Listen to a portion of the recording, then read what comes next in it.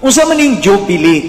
Yang unsa may kaimportante o kamahinungdanon inis kinabuhi nato nga mga magtotoo. Unsa may makuha nato ning Jubilee year?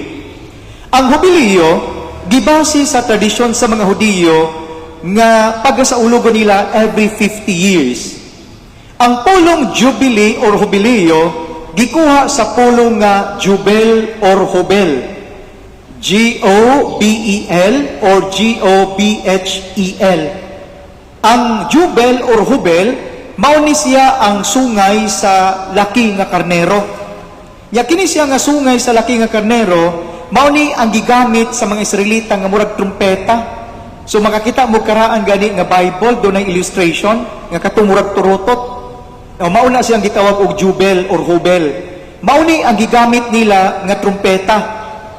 Sa pagtingog na sa Hubel or Jubel, mao ni ang signal sa mga Israelita nga gibuksan na ang Jubileo para kanila.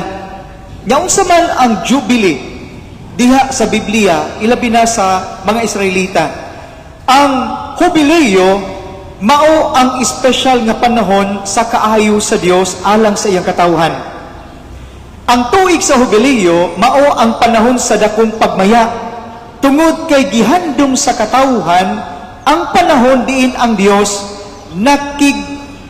nakigtagbo og nanginlabot sa kasaysayan sa kinabuhi sa tao.